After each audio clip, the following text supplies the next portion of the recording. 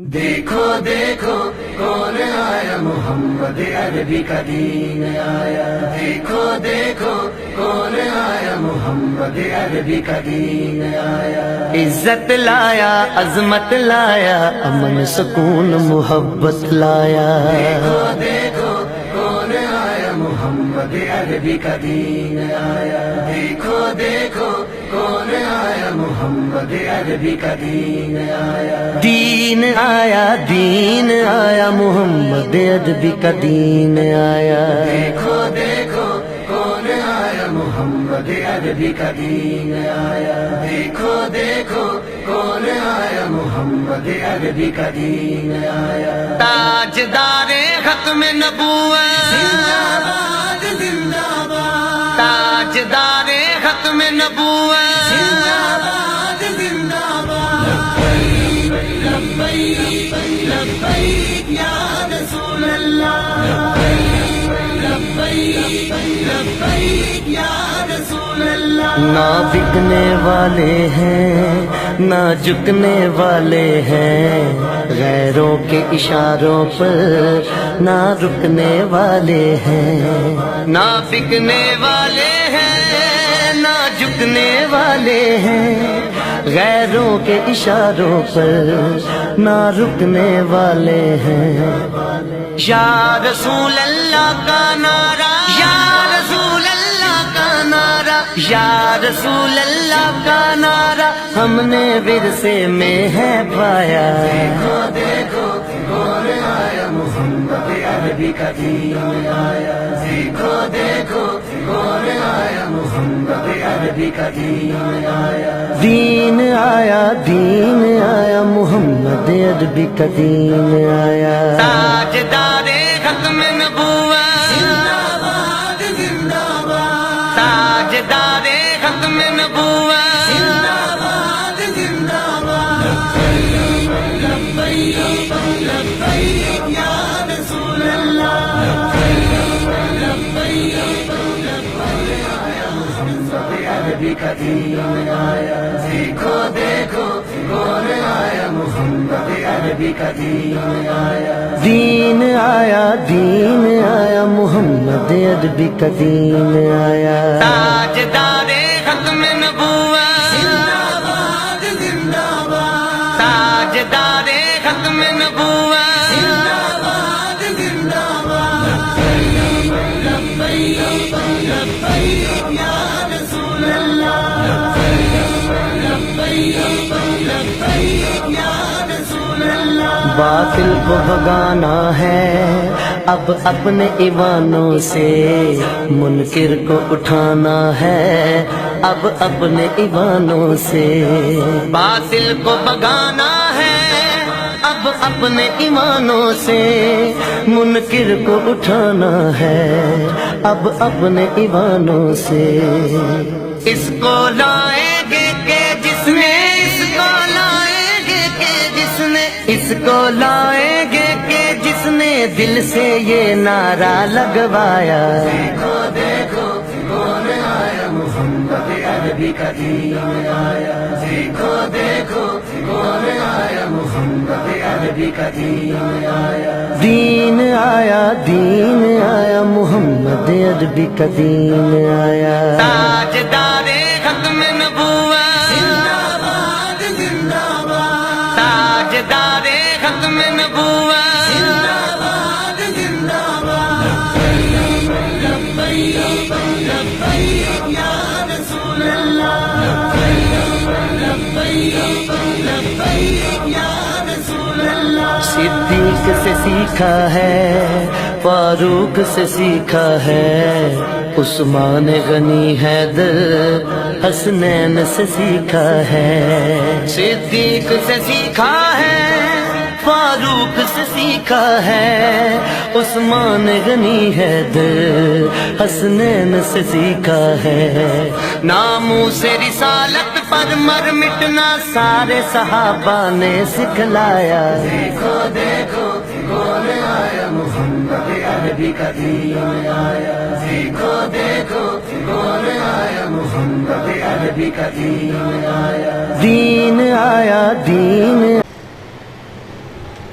اعوذ باللہ من الشیطان الرجیم بسم اللہ الرحمن الرحیم الصلاۃ والسلام علیک یا رسول اللہ وعلی آلک و صحابک یا حبیب اللہ. الصلاۃ والسلام علیک یا رسول اللہ وعلی آلک و صحابک یا حبیب اللہ. الصلاۃ والسلام علیک یا رسول اللہ وعلی آلک و صحابک یا حبیب اللہ. ناظرین، سٹار 63 نیوز کی ٹیم طریق لبیک پاکستان میر کراچی اصحاب کے پاس موجود ہیں. آپ کو بتاتے چلیں، ایک مرد مومن اور مرد مجاہد اور آقا علیہ السلام کے بڑے پیارے عاشق ہیں. ہم نے بڑی خواہش کی، اللہ سے دعائیں بھی مانگی، یا اللہ ہمیں موقع دے ہم تیرے محبوب کے عاشق کی زیارت کریں اور چند باتیں ان سے کریں. ہم یہاں پر آ چکے ہیں. ناظرین، آپ کو ان کے پاس لے کے جائیں گے اور اچھی میٹھی باتیں کریں گے اور آپ کو سنائیں گے، جس سے سن کے آپ کا اور ہمارا ایمان اور تازہ ہوگا. اس دور میں سچ بولنا مشکل نہیں بلکہ ناممکن ہے. ہم آپ کیسے سرکار کے عاشق سے بلائیں گے جو سارے سچ بولتے ہیں، سارے عاشق ہیں، سارے میرے نبی پاک علیہ السلام پہ جان دیتے ہیں اور ہمیشہ جان دینے کے لیے تیار رہتے ہیں. آئیں ہم آپ کو ان سے ملاتے ہیں اور ان سے اچھی باتیں کرتے ہیں. آئیں ہم ان سے ملاتے ہیں. آج ہم چلیں گے اور ان سے ملائیں گے آپ کو اور آپ کو اچھی باتیں بتائیں گے انشاءاللہ تعالیٰ. السلام علیکم ورحمۃ اللہ وبرکاتہ. جناب کیسے ہیں آپ؟ ٹھیک ہے. آپ کیسے ہیں؟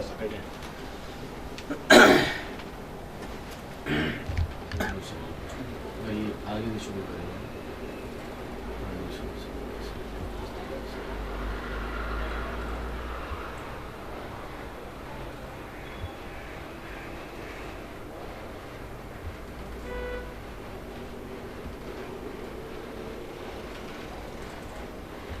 ناظرین، جیسے کہ ہم نے آپ کو بتایا، آج کا دن خاص کر ہمارے لیے بہت بڑی خوشی کا دن ہے.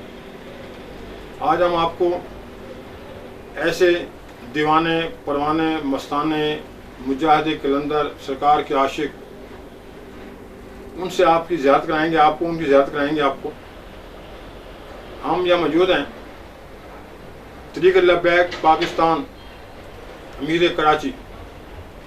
ان کا نام ان سے پوچھیں گے اور وہ سب ان سے معلوم کریں گے. آپ آئیں، آپ میں درمیان میں زیادہ رکاوٹ نہیں بنتا ہوں. آئیں میں بتاتا ہوں آپ کو، اور یہ پروگرام انشاءاللہ تعالیٰ آپ کی اور ہماری زندگی بدل دے گا. آئیں ان سے بات کرتے ہیں. السلام علیکم صاحب. وعلیکم السلام ورحمۃ اللہ. صاحب کیسے ہیں آپ؟ آپ سنائیے، آپ ٹھیک ہیں؟ سب میں خیریت سے ہوں.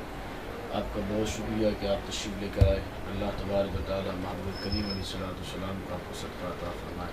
آمین. آپ جس انداز میں، جس کوششوں سے دین کا کام کر رہے ہیں اور جس نسبت سے آپ نے 63 چینل بنایا ہے، اور یقیناً یہ میرے آقا علیہ السلام کی نسبت ہے، اور جو حضور کی نسبت پر کام کرتے ہیں اللہ تبارک و تعالیٰ انہیں دنیا میں بھی عزت عطا فرماتا، آخرت میں بھی عزت عطا فرماتا. تو صاحب آپ کا پورا نام کیا ہے؟ میرا نام ہے رضی حسینی نقشبندی. اچھا ابراہیم صاحب، آپ نے یہ روحانی فیض، اللہ ماشاء اللہ آپ کا چہرہ بڑا پرسکون ہے، دیکھ کے اللہ یاد آتا ہے. یہ آپ کو روحانی فیض کہاں سے ملا؟ آپ نے یہ مجھے جتنا بھی فیض ملا ہے امیر المجاہدین قائد ملت اسلام ابو شیخ الحدیث و تفسیر علامہ حافظ خادم حسین رضوی دامن القاتمانی کی غلامی کا صلہ ہے کہ جب سے آپ کے قدموں میں آئے ہیں اللہ تبارک و تعالیٰ نے دل کی دنیا کی بھی روشن کیا ہے. اور ویسے بھی امیر المجاہدین کے فیضان سے چہرے بھی چمک رہے ہیں، دل بھی چمک رہا ہے، ہر چیز چمک رہی ہے. سبحان اللہ. اعلیٰ و امام علیہ سنت فرماتے ہیں چمک تجھ سے پاتے ہیں سب پانے والے، میرا دل بھی چمکا دے چمکانے والے. صاحب، یہ طریق لبیک پاکستان دنیا کی سب سے بہترین جماعت، اس کو اللہ تعالیٰ خود پسند فرماتا ہے. اللہ تعالیٰ نے صدقہ پاک میرے آقا علیہ السلام اس میں کراچی کی ذمہ داری دی ہے. اسی بارے کیا کہیں گے؟ لیکن تحریک لبیک پاکستان کی کراچی کی ذمہ داری مجھے الحمدللہ 12 اگست 2018 کو امیر المجاہدین نے خود عطا فرمائی، اور یہ یقیناً میں اس ذمہ داری کو بہت بڑی ذمہ داری سمجھتا ہوں، کیونکہ تحریک لبیک پاکستان کا جو معاملہ ہے وہ اب صرف پاکستان نہیں بلکہ پوری دنیا کی نگاہیں اس وقت تحریک لبیک پاکستان پر ہے. میں اللہ کا شکر بھی ادا کرتا ہوں کہ اللہ تبارک و تعالیٰ نے مجھے ایسی تحریک سے منسلک فرمایا اور ساتھ ہی مجھے اتنی بڑی ذمہ داری بھی عطا فرمائی. یقیناً یہ میرے رب کا کرم ہے، یہ میرے آقا صلی اللہ علیہ وسلم کی نگاہ ہے اور یہ میرے قائد میرے امیر کا فیضان ہے کہ مجھے اس منصب کے لیے چنا گیا ہے. سب سرکار کے عشق میں چلنا مشکل نہیں ہوتا؟ دیکھیں، امیر المجاہدین قائد ملت اسلامیہ نے پہلے ہی اس چیز کو بیان فرما دیا کہ یہ سفر ہے کوہ جانا، قدم قدم بنائیں، جنہیں زندگی ہو پیاری وہ یہیں سے لوٹ جائیں. اچھا جی صاحب، ایک آدمی جو حضور صاحب عشق میں مر جاتا ہے اس کی کیا شان ہوتی ہے، اس کو کیا تھوڑے بتائیں؟ لیکن حضور کے عشق میں کوئی بھی شخص مرتا نہیں ہے، وہ ہمیشہ ہی زندہ رہتا ہے، کیونکہ حضور کا غلام جب تک زمین پر ہوتا ہے تو ان کے چہرے چمکتے ہیں، اور جب زمین میں جاتا ہے تو ان کی قبریں چمکتی ہیں. سبحان اللہ. یہ چمک تجھ سے پاتے ہیں سب پانے والے، میرا دل بھی چمکا دے چمکانے والے. اصل میں حضور علیہ الصلوۃ والسلام کا عشق ہی اصل ہی حیات اور اصل ہی انسان کی بقا ہے. جس سینے میں آقا علیہ الصلوۃ والسلام کا عشق نہیں ہے وہ زمین پر چلنے والا شخص بھی مردہ ہے، اور جس سینے میں حضور علیہ الصلوۃ والسلام کا عشق ہے وہ زمین میں جانے کے بعد بھی زندہ ہے. اور حضور علیہ الصلوۃ والسلام کی محبت اور عشق کے بارے میں سب سے بڑی مثال ہمارے لیے غازی علم الدین شہید رحمۃ اللہ تعالیٰ علیہ کی ہے. جب آپ کے عشق میں وہ فنا ہو گئے تو اللہ تبارک و تعالیٰ نے انہیں کیا مقام اور مرتبہ عطا فرمایا. اسی طریقے سے آپ غازی ممتاز قادری کو دیکھیے، اور حال میں ہی آپ غازی تنویر قادری صاحب کو دیکھیے. بس ہم اللہ پاک کی بارگاہ میں دعا کرتے ہیں اللہ تبارک و تعالیٰ ہمیں ان غازیان اسلام کا صدقہ عطا فرمائے اور حقیقی معنی میں آقا علیہ الصلوۃ والسلام کا ہمیں عشق عطا فرمائے. کیونکہ عشق جو ہے نا، اگر کسی نے عشق پڑھنا ہے تو میں یہ کہنا چاہتا ہوں حضرت سیدنا بلال حبشی رضی اللہ تعالیٰ عنہ کو پڑھے سبحان اللہ. کہ تپتے ہوئے صحرا پر آپ کو لٹا دیا جاتا اور آپ سے کہا جاتا کہ آپ آقا علیہ الصلوۃ والسلام کو چھوڑ دیں، لیکن آپ کہے کہ جواب ہوتا کہ دنیا تو چھوڑ سکتا ہوں، پیارے مصطفیٰ کریم علیہ الصلوۃ والسلام کے دامن کو نہیں چھوڑ سکتا ہوں. کہ جس نے آقا علیہ الصلوۃ والسلام کو دیکھا وہ تو فدا ہی ہوئے، اور جس نے حضور علیہ الصلوۃ والسلام کو بن دیکھے مانا. تو اعلیٰ حضرت امام علیہ سنت ان کے بارے میں فرماتے ہیں کہ حسن یوسف پہ کٹی مصر میں انگشت زنا، سر کٹاتے ہیں تیرے نام پہ مردان عرب. صاحب علامہ اقبال نے ایک شعر بڑا پیارا لکھا تھا کہ میرے آقا سے وفا تو نے تو ہم تیرے ہیں، یہ جہاں چیز ہے کیا لوح قلم تیرے. اس کے بارے کیا کچھ فرمائیں گے؟ دیکھیں، علامہ اقبال نے تمام عشق کو اور تمام وفاؤں کو اور تمام دنیا کو سمیٹ کر دو مصروں میں بند کر دیا. اقبال نے یہ کہا ہے کہ کی محمد سے وفا تو نے، تو اقبال کہنا چاہتے ہیں کہ وفائیں صرف حضور سے ہی ہوتی ہیں، سبحان اللہ. محبتیں صرف حضور ہی سے ہوتی ہیں، کیونکہ اللہ تبارک و تعالیٰ نے انسان کے جسم میں دل ایک ہی رکھا ہے.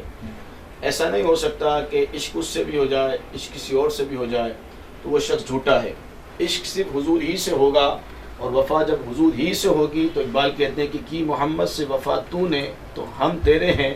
اقبال کہتے ہیں کہ تو دنیا کے پیچھے بھاگ رہا ہے، تو ہر چیز کے پیچھے بھاگ رہا ہے، دنیا کی متاع کے پیچھے بھاگ رہا ہے، دنیا کی چمک کے پیچھے بھاگ رہا ہے. اقبال کہتے ہیں حضور سے وفا کر، حضور سے عشق کر، یہ جہاں چیز ہے کیا لوح بھی تیرا ہے قلم بھی تیرا ہے.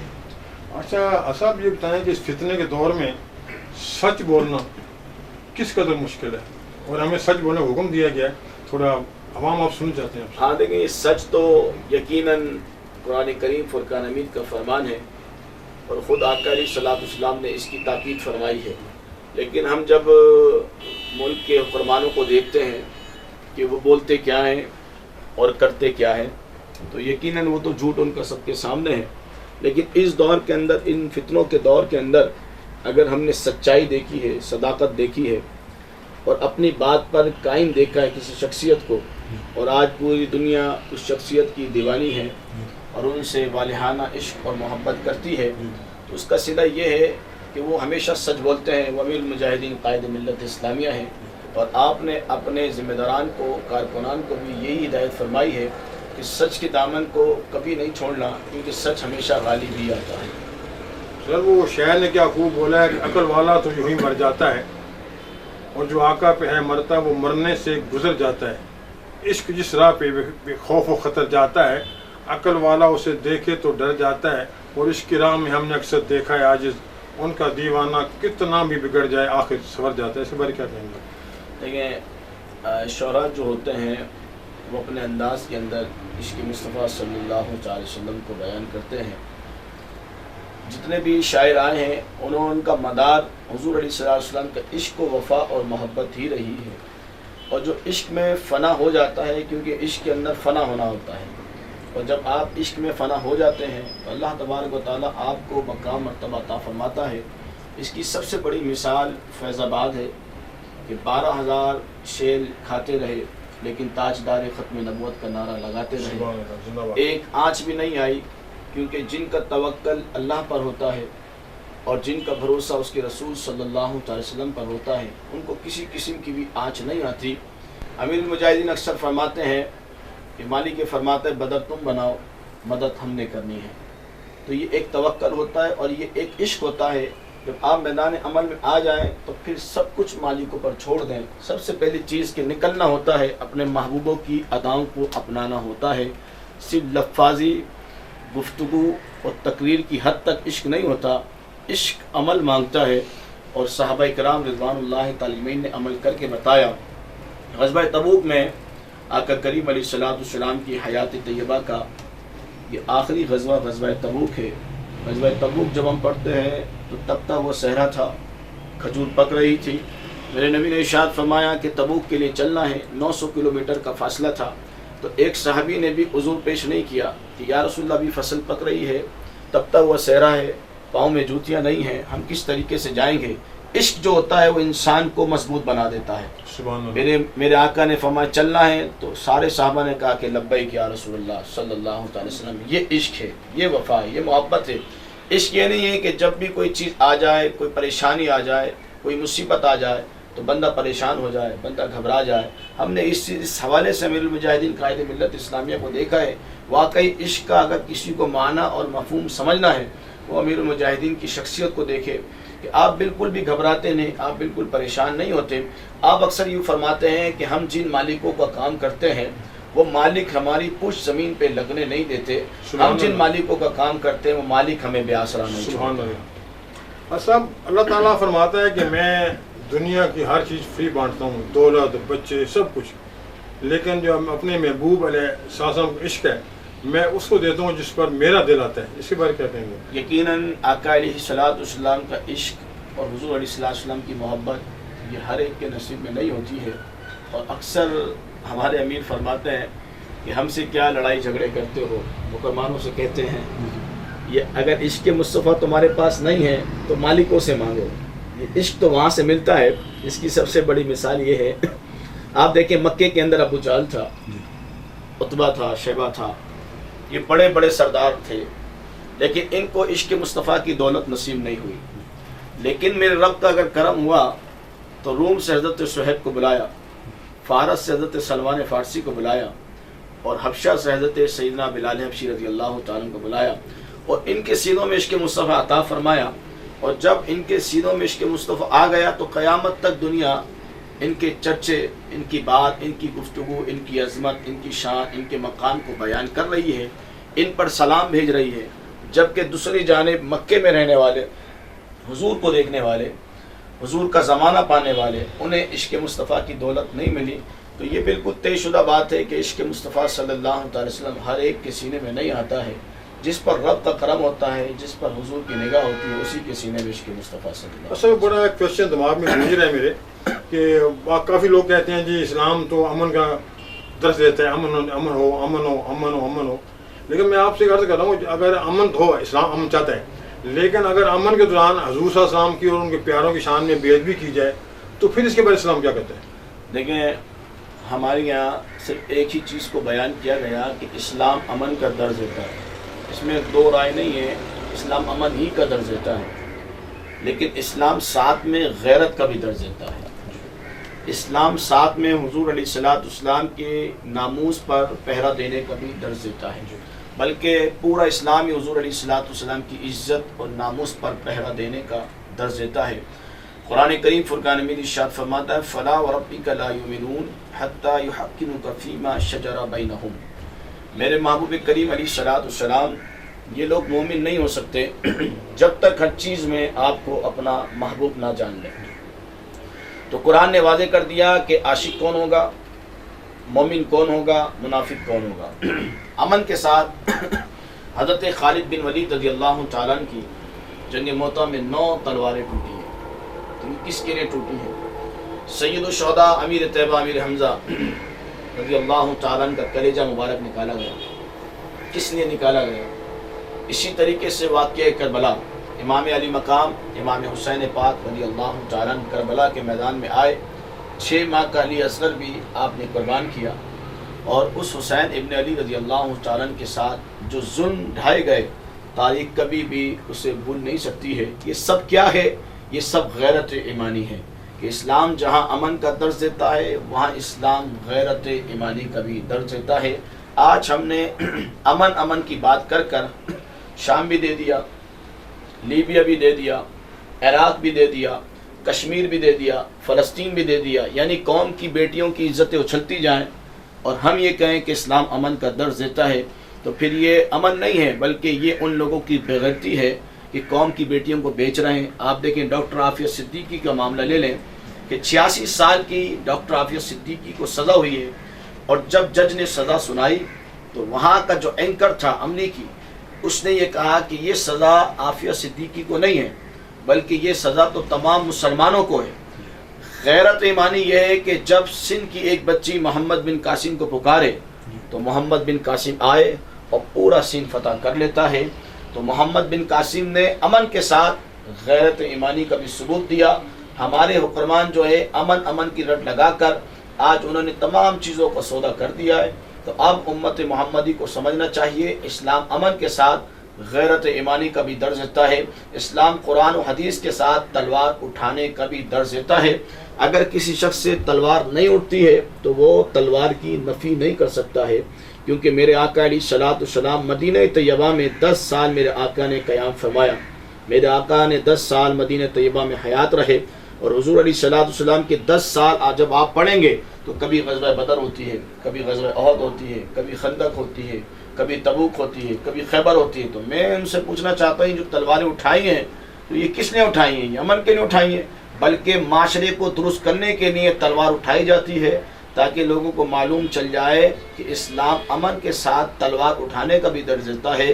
جہاں معاشرے کے اندر خرابیاں پیدا ہوں وہاں پر تلوار کے ساتھ اس معاشرے کو ٹھیک کیا جاتا ہے۔ ہم نے دیکھا سر چند دن پہلے آپ 3 لبیک پاکستان، اللہ نے ان کو طاقت دی، ان ڈاکٹر عافیہ کے لیے ریلی بھی نکالی، قدمی بڑھایا اس کے بارے، تو اس میں سر آپ کہاں تک اس میں کام کریں گے؟ آپ دیکھیں ڈاکٹر عافیہ صدیقی کا جو معاملہ ہے اس پر بھی دیگر جماعتوں نے سیاست چمکائی ہے، لیکن تحریک لبیک پاکستان کے حوالے سے یہ پوری دنیا جانتی ہے کہ ہم جس ایشو پر بات کرتے ہیں تو ہمارا مقصد اللہ اور اس کے رسول کی رضا ہوتی ہے۔ سبحان اللہ۔ تحریک لبیک پاکستان کا سب سے بنیادی مقصد یہ بھی ہے کہ تحریک لبیک پاکستان ہر مظلوم کے ساتھ کھڑی ہے، ہم ظالم کے ساتھ نہیں کھڑے، ہم مظلوموں کے ساتھ کھڑے ہیں۔ پاکستان میں جہاں کہیں بھی ظلم ہوگا ہم ان ظلم کے خلاف آواز اٹھائیں گے، کیونکہ میرے قائد کا نام ہی خادم حسین ہے، اور جو حسین کا خادم ہوتا ہے وہ کبھی بھی ظالم کے ساتھ نہیں کھڑا ہوتا بلکہ وہ ہمیشہ مظلوم کا ساتھ دیتا ہے۔ تو ڈاکٹر عافیہ صدیقی کو 86 سال کی سزا سنائی گئی 23 ستمبر 2010 کو۔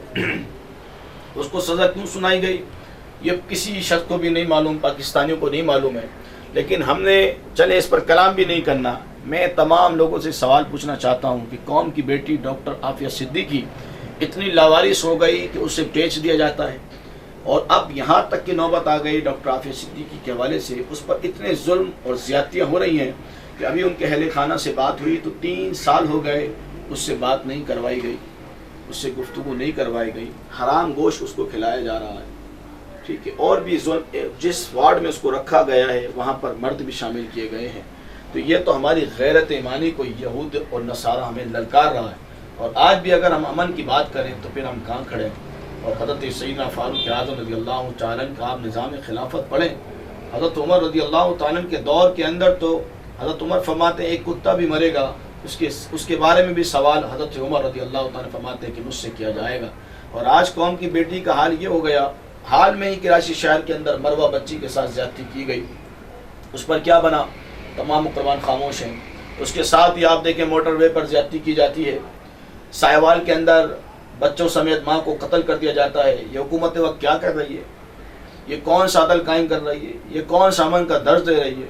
تو اس تمام چیزوں پر امت محمدی صلی اللہ علیہ وسلم کا اٹھنا ہوگا، تمام پاکستانیوں کو اٹھنا ہوگا، ورنہ یاد رکھیے گا اگر آج نہیں اٹھے تو پھر اسلام کا تقاضا یہ ہے کہ بندہ جتنا ظلم کے خلاف دیر سے اٹھتا ہے اس کو اتنی بڑی قربانی پیش کرنا پڑتی ہے. تو آج تمام لوگوں کو اٹھنا ہوگا اس حوالے سے. صاحب فتنے کا دور ہے ہر طرف جی جی، اور حق کو دبایا جا رہا ہے، باطل کو چھالا جا رہا ہے. اس فتنے دور میں تحریک لبیک کہاں تک کس کا ساتھ دے گی، کیسے ہوگا تھوڑا بتائیں؟ دیکھیں عوام کو بڑی امیدیں آپ کے ساتھ. دیکھیں ہر دور کے اندر ان تمام فتنوں نے جنم لیا ہے، لیکن جب یہ فتنے اٹھتے ہیں تو اللہ تبارک و تعالی اپنے دین کی تجدید کے لیے ایک ایسا مجاہد اس امت محمدی صلی اللہ علیہ وسلم میں پیدا فرماتا ہے کہ وہ تمام فتنوں کو الگ کر دیتا ہے، تمام شر کو الگ کرتا ہے، تمام دودھ کو الگ کرتا ہے، پانی کو الگ کرتا ہے، 2 نمبر کو الگ کرتا ہے، 1 نمبر کو الگ کرتا ہے، اصل کو الگ کرتا ہے، نقل کو الگ کرتا ہے.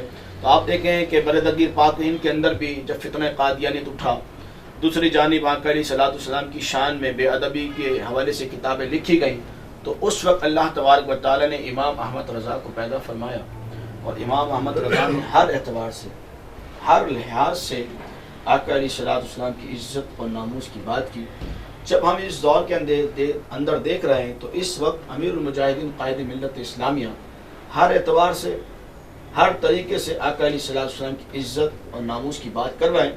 اگر امت محمدی کو فتنوں کے دور سے بچنا ہے تو نہ اگر دیکھنا ہے، نہ مگر دیکھنا ہے، نہ دائیں دیکھنا ہے، نہ بائیں دیکھنا ہے، صرف گنبد خضرا کی طرف دیکھنا ہے اور یہی بات کرنی کہ انہیں جانا، انہیں مانا، نہ رکھا غیر سے کام، باللہ الحمد میں دنیا سے مسلمان گئے. حضرت صاحب کلمہ پڑھ لینا ہی کافی نہیں ہوتا ہے، کلمہ پڑھ کے اپنے آقا علیہ السلام پہ جان دینا بھی لازمی ہوتا ہے. اگر اس فتنے دور میں کوئی بدبخت حضور صاحب شان میں بکواس کرتا ہے، بے ادبی کرتا ہے، تو حق بنتا ہے سرکار کے غلام کا کہ اس کے ساتھ کھڑا ہو جائے. وہ لوگ جو کھڑا نہیں ہوتے ہیں، خالی زبانی باتیں کر کے دیکھو جی ہم دمن چاہتے ہیں، یہ ہوگا، تو یہ بتائیں قبر میں وہ کیا جواب دیں گے؟ لیکن قبر میں کیا جواب دیں گے سر؟ وہ جی کھڑا ہونا بھی ہر ایک کے بس کی بات نہیں ہے. ماضی میں ہم نے بہت ساری چیزوں کو دیکھ چکے ہیں. غازی ملک ممتاز حسین قادری شہید رحمۃ اللہ علیہ کو شہید کر دیا گیا، جنازہ پڑھنے سارے لوگ پہنچے تھے، کھڑے کون لوگ ہوئے تھے وہ دنیا جانتی ہے، اس پر بات کرنے کی ضرورت بھی نہیں ہے. جی. دوسری بات یہ ہے کہ قبر میں کیا جواب دیں گے. اگر ہر انسان یہی سوچ لے کہ مجھے قبر میں حضور کو جواب دینا ہے تو پھر وہ حضور سے بے وفائی نہ کرے. اگر یہ تمام چیزیں ہی آج ہم سب بھول چکے ہیں کہ ہم نے حضور کو جواب دینا ہے، اور قبر میں کسی کی سفارش کام نہیں آئے گی. قبر میں اگر کام آئے گی تو مصطفیٰ کریم علیہ الصلوۃ والسلام کی شفاعت کام آئے گی. اعلیٰ حضرت امام اہل سنت نے جب بھی فرمایا کیا ہی ذوق افزا شفاعت ہے تمہاری، واہ واہ قرض لیتی ہے گناہ ارزگاری، واہ واہ خامہ قدرت کا حسن دستکاری، واہ واہ کیا ہی تصویر اپنے پیارے کی سواری، واہ واہ. امام فرماتے ہیں کہ گناہگاروں کی بخشش ہے، غداروں کی بخشش نہیں ہے. جس نے حضور سے بے وفائی کی، دوبارہ بولیں، عوام سن جاتے ہیں، دوبارہ بولیں آپ. میں یہ کہنا چاہتا ہوں کہ اعلیٰ حضرت امام اہل سنت نے اس اشعار کے اندر فرمایا کہ گناہگاروں کی بخشش ہے جی، لیکن غداروں کی نہیں ہے، غداروں کی بخشش نہیں ہے، 2 نمبروں کی بخشش نہیں ہے. جنہوں نے غازی ملک ممتاز حسین قادری شہید رحمۃ اللہ علیہ کو شہید کروایا، لوگ ان کی گودوں میں جا کر بیٹھے، تو یہ غداری ہے، یہ اسلام کے ساتھ غداری ہے. جب تحریک لبیک پاکستان الیکشن میں آئی میدان عمل میں تو تمام لوگوں کو چاہیے یہ تھا کہ تحریک لبیک پاکستان کی حمایت کرتے اور ان کے ساتھ کھڑے ہوتے، امیر المجاہدین قائد ملت اسلامیہ کے مشن کا ساتھ دیتے. لیکن ماضی میں ہمیں ایسا کچھ دیکھنے کو نہیں ملا. تو یاد رکھیے گا یہ سب غداری میں ہی شمار ہوتا ہے کہ آپ کو معلوم تھا وہ 2 نمبر لوگ ہیں، وہ غازی صاحب کے قاتل ہیں، پھر بھی لوگ ان کے ساتھ جا کر کھڑے ہو، چاہے کوئی بھی ہو، اپنا ہو غیر ہو پرایا ہو، کوئی بھی، میں سب کی بات کر رہا ہوں. تو پھر یہ غداری میں شمار ہوتا ہے، اور غدار کی بخشش نہیں ہے، گناہگار کی بخشش ضرور ہے. تو صاحب قبر میں 3 سوال کیے جاتے ہیں جی جی. اور آخری سوال ہوتا ہے کہ آپ بتا تو دنیا میں ہستی کے بارے میں کیا کہتا تھا، تھوڑا عوام سن جاتی ہے آپ سے. دیکھیں قبر کے اندر سوال ہوگا من ربک ما دینک، تیرا رب کون ہے، تیرا دین کیا ہے. لوگ یہ سمجھتے ہیں جی ہم نے نماز پڑھنی ہے اور گھر جانا ہے. اگر نماز پڑھ کر صرف گھر جانا ہوتا تو صحابہ میدان بدر میں نہیں آتے، میدان احد میں نہیں آتے۔ پھر پوچھا یہ بھی جائے گا کہ نماز پڑھیے تو کس کے دین کے تحت پڑھیے، دین کیا تھا؟ اور دین کے بارے میں سوال ہونے کے بعد تو بات ختم ہو جانی چاہیے تھی۔ اب پھر آخری سوال یہ بھی ہوگا ما کنت تقول فی ھذا الرجل، دین اپنایا ہے تو کس کی ذات کے کہنے پر اپنایا ہے، کس کے کہنے پر اپنایا ہے؟ کسی ملا کے کہنے پر اپنایا ہے، کسی مفتی کے کہنے پر اپنایا ہے، کس کے کہنے پر اپنایا ہے؟ 5 وقتہ اذانوں کے اندر جب نام میرے محبوب کا ہے اور جب بندہ مر جاتا ہے تو 4 تکبیریں پڑھی جاتی ہیں، ثنا کے بعد درود میرے مصطفیٰ پر ہے، نماز کے اندر قاعدے میں درود میرے مصطفیٰ پر ہے۔ تو اب بتاؤ تم نے کس کے تحت مانا تھا، تم نے کس کے کہنے پر مانا تھا؟ مجھے رب مانا تھا تو کس کے کہنے پر مانا تھا؟ دین مانا تھا تو کس کے کہنے پر مانا تھا؟ کیونکہ رب تو واضح طور پہ فرماتا ہے کہ میں اپنی احدیت کا بھی اعلان کرتا ہوں تو تم سے ڈائریکٹ نہیں کرتا، کل کہہ کر اپنے محبوب کی زبان سے کہلواتا ہوں، اے میرے محبوب آپ فرمائیے اللہ ایک ہے، اب بتا میرے بندے تو نے دین مانا تھا، تو نے مجھے مانا تھا تو کس کے کہنے پر مانا تھا؟ اب بتا کیا کہا کرتا ہے اس محمد عربی صلی اللہ تعالی وسلم کے بارے میں؟ تو جنہوں نے حضور علیہ الصلوۃ والسلام کے دین کو مانا اور حضور کے کہنے پر مانا، کیونکہ مومن وہ ہوتا ہے جو حضور کے فرمان کے سامنے اپنی گردن کو خم کر دیتا ہے، اور منافق وہ ہوتا ہے جو یہ چاہتا ہے کہ دین میری سوچ کے مطابق چلے، میری فکر کے مطابق چلے، اور دین جو ہوتا ہے وہ حضور علیہ الصلوۃ والسلام کے فرمان کے مطابق ہی چلتا ہے۔ تو اب سوال یہ پوچھا جا رہا ہے تو بتا اب تو نے جو دین مانا تھا وہ اپنی فکر سے مانا تھا یا میرے محبوب کے کہنے پر مانا تھا؟ جنہوں نے حضور کے کہنے پر دین کو مانا اور حضور علیہ الصلوۃ والسلام کے فرمان کے مطابق مانا، حضور علیہ الصلوۃ والسلام کی شریعت کے مطابق مانا، تو پھر ان کے بارے میں امام احمد رضا نے فرمایا کہ جب قبر میں مجھ سے یہی سوال ہوگا تو میں تو یوں کہوں گا مجھ سے خدمت کی قدسی کہیں ہاں رضا مصطفیٰ جان رحمت پر السلام۔ صاحب ایک سوال میں کافی علماء کرام سے میں نے سنا ہے، اللہ تعالیٰ فرماتا ہے کہ اگر کوئی آدمی جاگتے ہوئے، سوتے ہوئے، نیند میں، پاگل پن، دیوانہ پن، کسی حالت میں بھی اگر میری شان میں بکواس کرتا ہے تو اس پہ کوئی حد لاگو نہیں ہے۔ اس کے برعکس اللہ فرماتا ہے کہ اگر کوئی بندہ میرے محبوب صلی اللہ علیہ وسلم شان میں جاگتے ہوئے، سوتے ہوئے، دیوانہ پن، پاگل پن، کسی حالت میں بھی بے ادبی کرتا ہے، وہ واجب القتل ہے، اس کی معافی نہیں ہے۔ اس پر کچھ کہنا چاہیں گے؟ دیکھیں بات یہ ہے کہ ایک پاگل بھی ہوگا تو اس کو بھی معلوم ہے کہ یہ مسجد ہے، یہ اللہ کا گھر ہے، وہ بھی اللہ کی ذات کو جانتا ہے، ٹھیک ہے۔ اب جو پاگل ہے وہ بھی آقا علیہ الصلوۃ والسلام کی ذات پاک کو جانتا ہے۔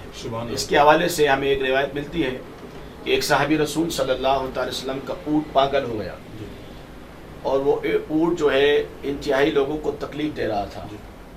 وہ صحابی رسول حضور علیہ الصلوۃ والسلام کی بارے اقدس میں حاضر ہوتے ہیں کہ یا رسول اللہ میرا اونٹ پاگل ہو گیا۔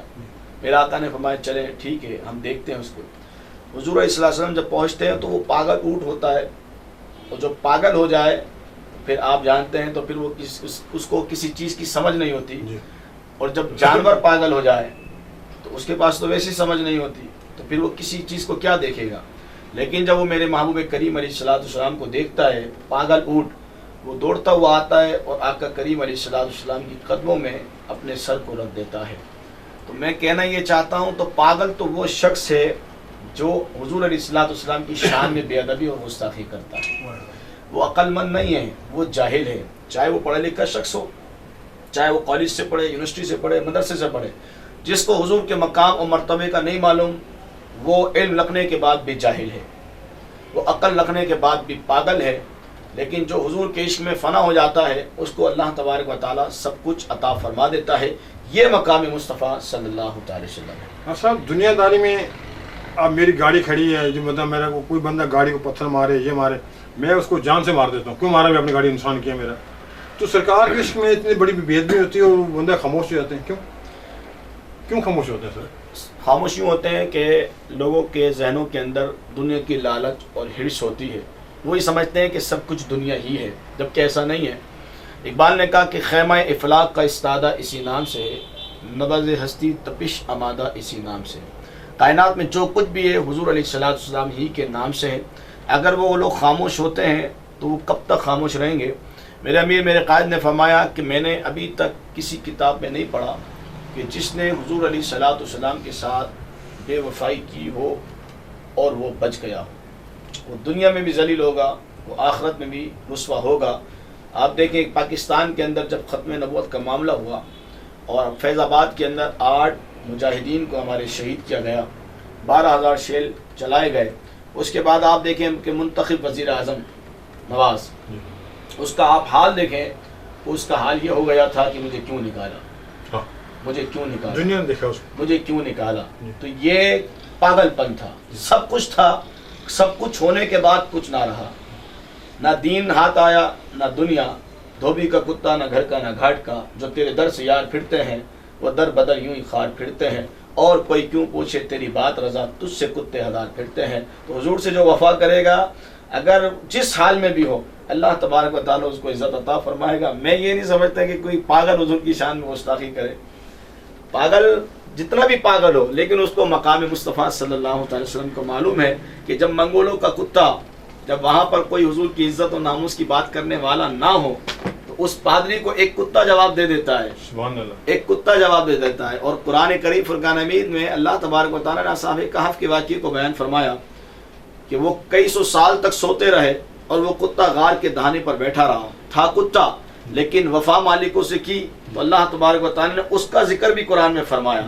تو جو حضور سے وفا کرے گا، چاہے وہ کسی بھی رنگ میں ہو، اللہ تبارک و تعالیٰ اس کا ذکر فرمائے گا.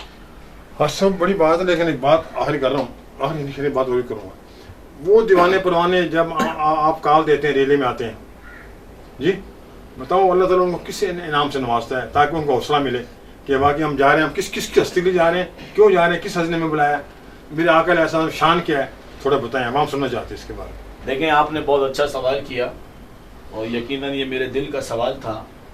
امیر المجاہدین قائد ملت اسلامیہ کی تنظیم و تحریک کے ہر کارکن کی کوئی قیمت ہی نہیں ہے. سبحان اللہ. ان کی کوئی قیمت نہیں ہے. میں ان کو دونوں ہاتھوں سے سلام پیش کرتا ہوں. ان کو جس وقت بلایا ہم نے، جس لمحے بلایا، یہ لبیک کہتے ہوئے حاضر ہوئے، کیونکہ ان کو میرے قائد نے ایک مشن دیا ہے اور انہوں نے آج تک ہم سے کسی چیز کی ڈیمانڈ نہیں کی. دیگر تنظیموں کے لوگ اپنے ذمہ داران سے، اپنی قیادت سے ڈیمانڈ کرتے ہیں کہ ہمیں گاڑیوں کے پیسے چاہیے، ہمیں نوکریاں چاہیے، ہمیں یہ عیش و عشرت چاہیے. میں حلفیہ کہتا ہوں تحریک لبیک پاکستان کے کسی کارکن نے آج تک ہم سے کسی قسم کی کوئی ڈیمانڈ نہیں کی. تو میں اس تمام چیزوں کو امیر المجاہدین قائد ملت اسلامیہ کا اخلاص سمجھتا ہوں کہ آپ اخلاص والے ہیں، آپ حضور سے وفا کرنے والے ہیں، آپ حضور سے عشق کرنے والے ہیں، آپ سچے ہیں، تو اللہ تبارک و تعالیٰ نے آپ کو کارکنان بھی سچے عطا فرمائے. ان کی شان کیا ہوگی، شان بتائیں آپ. ان کی شان کا تو کچھ کہنا ہی نہیں ہے جی. جو سکارش میں چل کے آتے ہیں، مٹی میں، ڈھول میں، پیاس میں، بھوکے پیاسے بیٹھے ہوتے ہیں، لبیک لبیک، ان کی شان بتائیں. لیکن حضور کے غلام کی، آپ سن جاتے ہیں. حضور کے غلام کی کوئی قیمت نہیں ہے. سبحان اللہ. حضور کے غلام کی کوئی قیمت نہیں ہے. جب امیہ نے حضرت سیدنا بلال حبشی رضی اللہ تعالیٰ کی قیمت لگائی تو صدیق اکبر نے منہ مانگی قیمت دی تھی. سبحان اللہ. تو امیہ نے کہا تھا ابو بکر صدیق سے کہ آج آپ نے خسارے کا سودا کیا ہے. بلال کی یہ قیمت نہیں تھی جو آپ نے دی ہے. حضرت ابو بکر صدیق رضی اللہ تعالیٰ کی وہ الفاظ مبارک، وہ جملے اس کے سنہرے الفاظوں میں لکھا جائے. صدیق اکبر فرماتے ہیں کہ امیہ سن، دنیا کی تمام دولت ایک طرف اور میرے آقا علیہ الصلوۃ والسلام کا بلال ایک طرف، دنیا کی کوئی قیمت بھی بلال کو نہیں خرید سکتی ہے. تو اسی انداز کے اندر ہم انہی کے طرز عمل پہ چل رہے ہیں. تو یہ انہی کے نام لینے والے ہیں. وہ تو بڑے لوگ تھے، کیسے آقاؤں کا بندہ ہوں رضا، بول بالے میری سرکاروں کے. وہ تو بڑے لوگ تھے اور تو بڑی شان والے تھے، لیکن جو ان کے نقش قدم پر چل رہے ہیں، ان کا نام لے رہے ہیں، تو جو ان کا نام لے، ان کے نقش قدم پر چلے، تو پھر ان کی بھی کائنات میں کوئی قیمت نہیں ہوتی ہے. لوگ کہتے ہیں جی امیر المجاہدین نے 22 کروڑ روپے لے لیے، 25 کروڑ روپے لے لیے. تو میں ان سے سوال کرتا ہوں، بھائی 22 کروڑ روپے لیے امیر المجاہدین نے، لینے والے امیر المجاہدین، آپ ہمیں یہ بتائیں کہ دینے والا کون تھا؟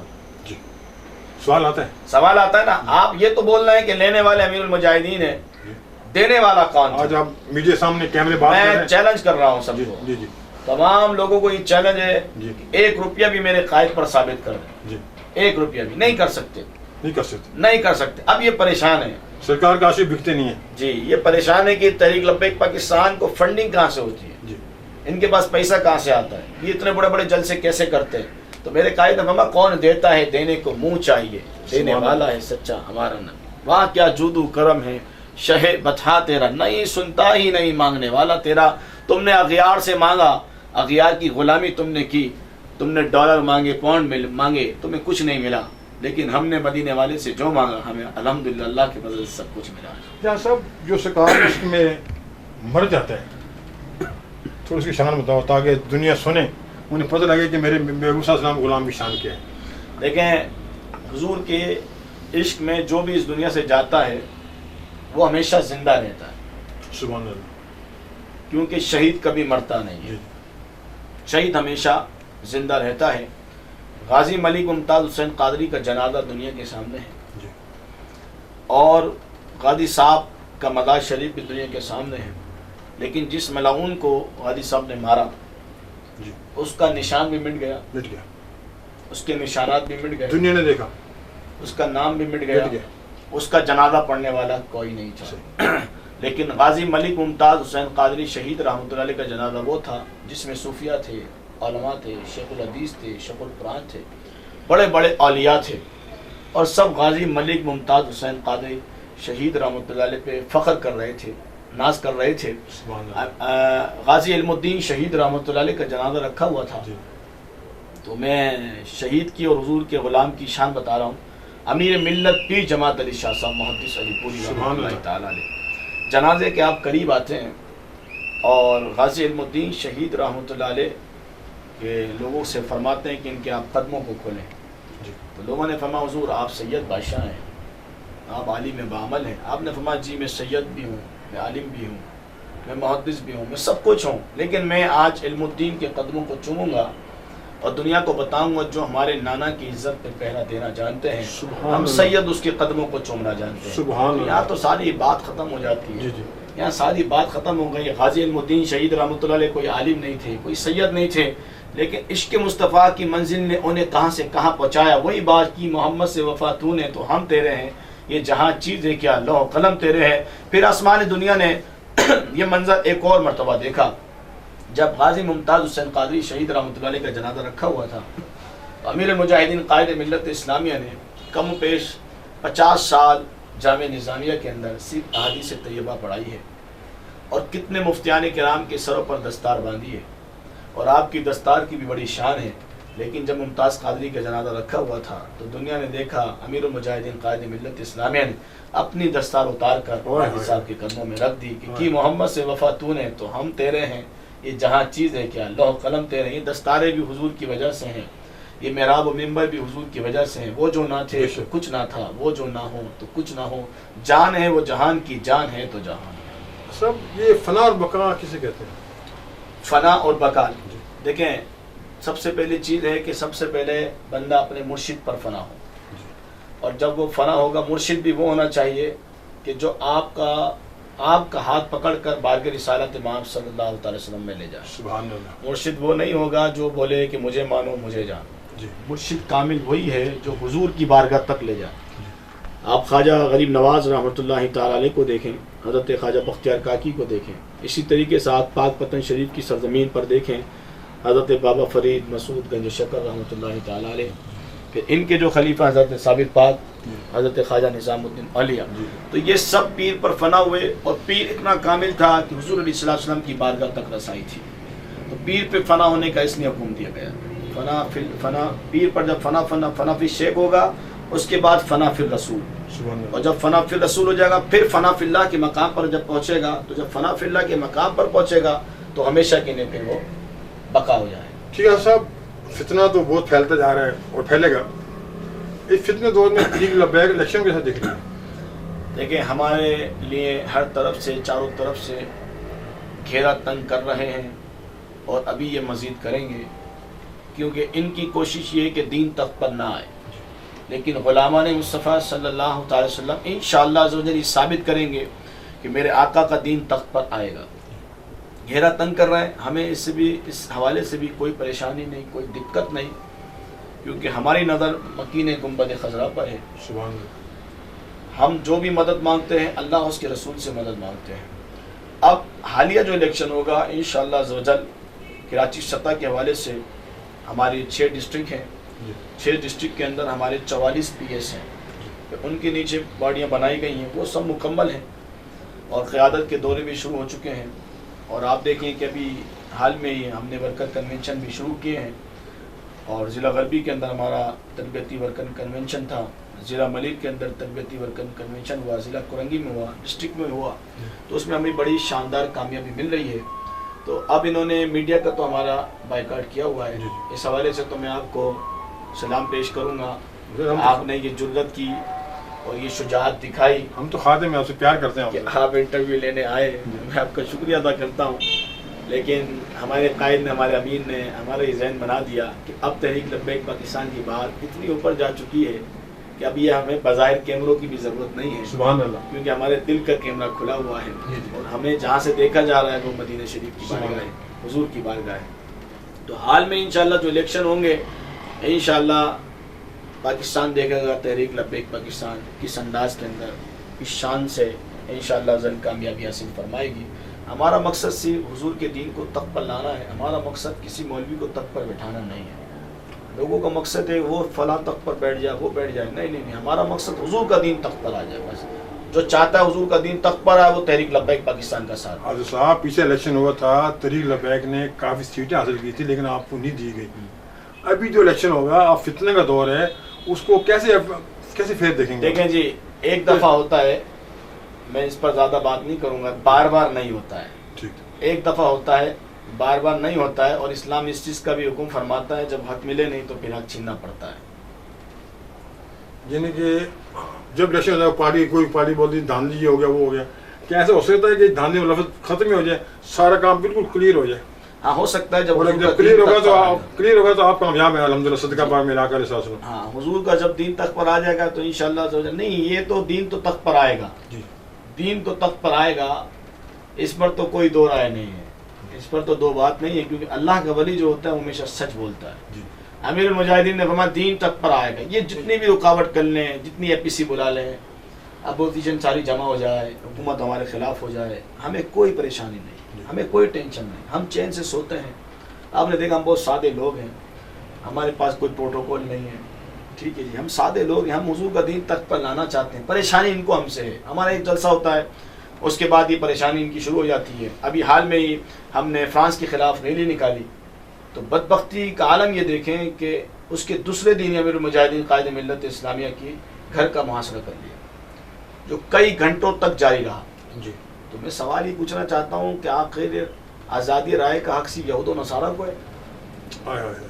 جو ملک کھا جائیں انہیں ہی کو آزادی رائے کا حق ہے، جو اتنے قتل کر دیں ان کو آزادی رائے کا حق ہے، لیکن جو حضور کی عزت اور ناموس کی بات کریں اس کو 6 ماہ اسیری میں رکھا جائے، 6 ماہ جیل کی بند کوٹری میں رکھا جائے، اور پھر باہر لائے جائے، پھر بھی اس کو چین سے نہ جینے دیا جائے، اس کو بات نہ کرنے دی جائے، تو یہ میرے قائد کی آواز کو اب دبا نہیں سکتے، کیونکہ اب ہمارے سینوں میں، ہمارے دلوں کی دھڑکوں میں نہ امیر المجاہدین دھڑکتے ہیں۔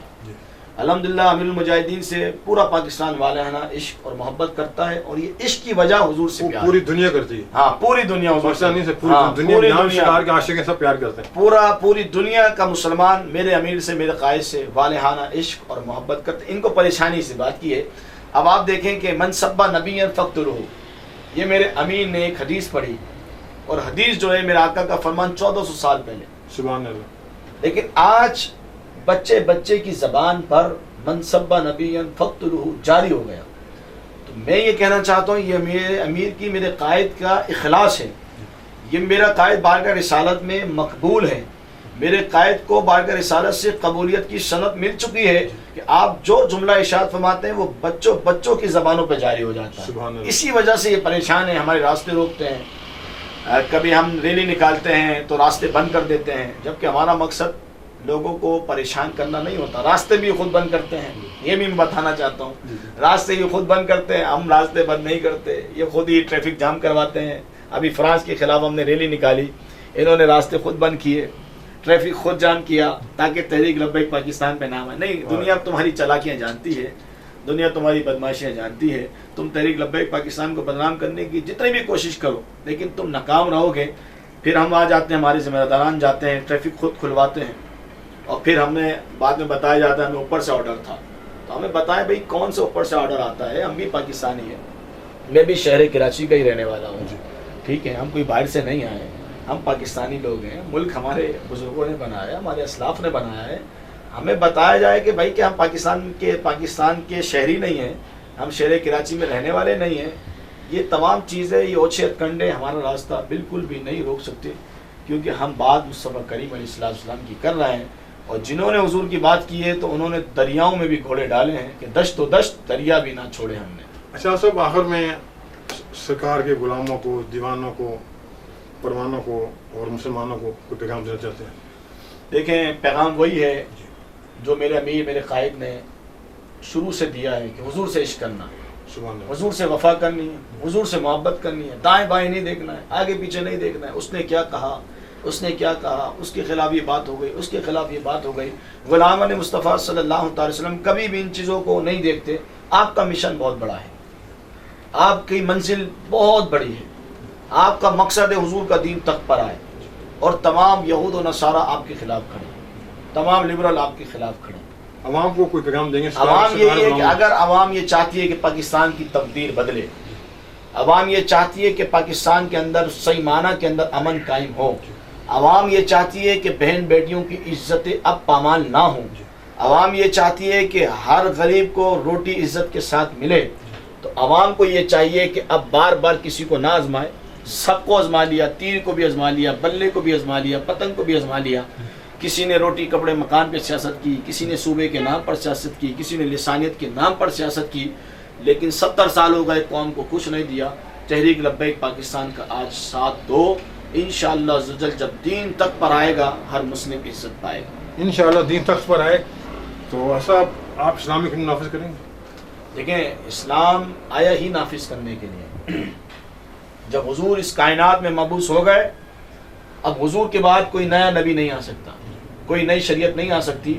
قیامت تک میرے آقا، میرے مولا کے دین سے جو آپ سوال کریں گے، جس اعتبار سے، حکومت کے اعتبار سے، اکنامی کے حوالے سے، خارجہ پالیسی کے حوالے سے، جو سوال حضور کی شریعت سے کریں گے، میرے آقا کی شریعت آپ کو جواب عطا فرمائے گی۔ یہ مکمل ضابطہ حیات ہے میرے آقا کا دین۔ اس دین جب یہ نافذ ہوگا تو انشاءاللہ اس وقت ہی پاکستان عروج پائے گا۔ پاکستان میں دوبارہ سوال دہراتا ہوں کہ اللہ تعالیٰ بہت جلد آپ کی حکومت لائے، آپ اقتدار میں آئیں، تو کیا آپ آنے کے بعد پاکستان میں اسلام کا قانون نافذ کریں گے، کوشش کریں گے؟ دیکھیں، قانون ہی اسلام کا ہوگا۔ پاکستان بنا ہی اسلام کے نام پر ہے۔ جب قائد اعظم محمد علی جناح سے پوچھا گیا کہ آپ پاکستان بنانے جا رہے ہیں تو اس پاکستان میں قانون کیا ہوگا، تو قائد اعظم محمد علی جناح نے یہی کہا کہ ہمارے لیے قرآن کافی ہے، سبحان اللہ، اللہ کی کتاب کافی ہے، حضور کا فرمان کافی ہے۔ تو یہی قانون ہوگا جو ہمارے لیے دنیا کے لیے بھی بقائے اور آخرت کے لیے بقائے۔ کوئی اور دوسرے قانون کی ہمیں ضرورت ہی نہیں ہے۔ اس سے بہترین قانون کون سا ہو سکتا ہے کہ جس نے ہمسایوں کے حقوق بتایا ہے، جس نے عورتوں کے حقوق بتایا ہے، جس نے ازواجی زندگی کا طریقہ بتایا ہے، جس نے اقلیتوں کے حقوق بتائے۔ اس سے بہترین قانون آپ مجھے بتائیں کہ کون سا ہو سکتا ہے کہ جس نے یہاں تک بتایا کہ جب ماں باپ بوڑھے ہو جائیں تو انہیں اولڈ ہاؤس میں نہیں ڈالنا ہے، بلکہ فرمایا ان کی خدمت کرنی ہے، سبحان اللہ، ان کی خدمت کر کے جنت میں جانا ہے۔ سبحان اللہ۔ تو اس سے بہترین اور کون سا قانون ہو سکتا ہے؟ دیگر قانون کے اندر ماں باپ بوڑھے ہو جائیں انہیں اولڈ ہاؤس میں ڈال دیا جائے، لیکن اسلام واحد قانون ہے، اسلام واحد مذہب ہے، دین ہے، اسلام ہے کہ جس نے بتایا جب ماں باپ بوڑھے ہو جائیں تو ان کے سامنے اف بھی نہیں کرنی ہے۔ اس سے بہترین قانون کون سا ہوگا کہ عورت کو جتنا عزت اسلام نے دی ہے، کسی اور مذہب کے اندر اتنی عزت نہیں ملی ہے جتنی عزت اسلام نے دی ہے عورت کو، کہ عورت پر آپ نگاہ اٹھا کے نہیں دے سکتے، ایک عزت کی چیز ہوتی ہے۔ لیکن آج روڈوں پر جو عزت پامال کی جا رہی ہے، یہ کون سا قانون ہے؟ یہ تو اسلام کا قانون نہیں ہے۔ یہی سوال امیر المجاہدین سے پوچھا تھا کہ جب آپ اسلام نافذ کریں گے تو چور کی سزا ہاتھ کاٹنا ہے، تو آپ لوگوں کے کیا ہاتھ کاٹ دیں گے؟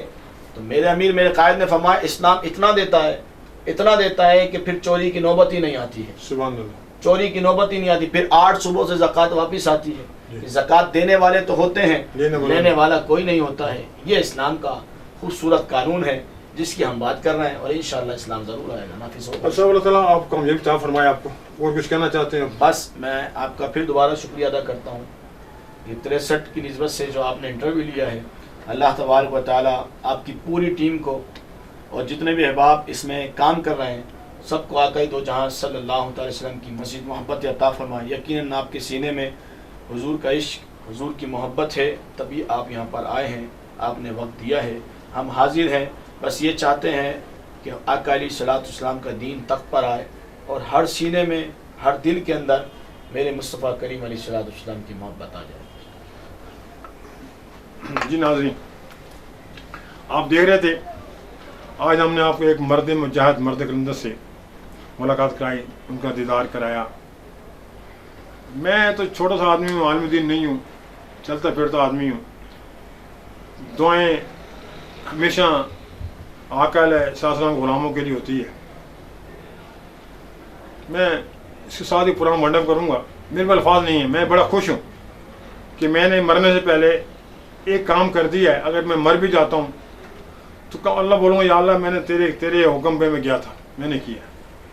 آخر میں ہم دعا کرائیں گے حضرت صاحب سے، اور یہ بتاتے چلیں کیمرہ مین اکبر کے ساتھ محمد علی 63 نیوز کراچی حضرت دعا کرتے ہیں آخر میں۔ رب العالمین والصلاۃ والسلام علی سید الانبیاء والمرسلین والے کریم تاجدار کائنات صلی اللہ تعالی وسلم کا صدقہ جتنے بھی احباب یہاں پر تشریف لے کر آئے اور انہوں نے جس نسبت سے یہ چینل بنایا ہے، مولا کریم اس میں برکت عطا فرما، انہیں اور مزید آقا دو جہاں صلی اللہ تعالی علیہ وسلم کے دین کی خدمت کرنے کی توفیق عطا فرما، ان تمام احباب کی جان کی، مال کی، ایمان کی حفاظت فرما، حضور علیہ الصلوۃ والسلام کی شفاعت نصیب فرما، حضور نبی کریم علیہ الصلوۃ والسلام کے عشق میں فنا نصیب فرما۔ ان اللہ و ملائکتہ یصلون علی النبی یا ایھا الذین آمنوا صلوا علیہ وسلموا تسلیما۔ اللهم صل على سيدنا مولانا محمد وآدم الجود والكرم وعلى آله وأصحابه وبارك وسلم صلاة وسلاما عليك يا سيدي يا رسول الله سبحان ربك رب العزة عما يصفون وسلام على المرسلين والحمد لله۔ اصل ہم آپ کو شکریہ ادا کرتے ہیں، آپ کو کھانا کھلائے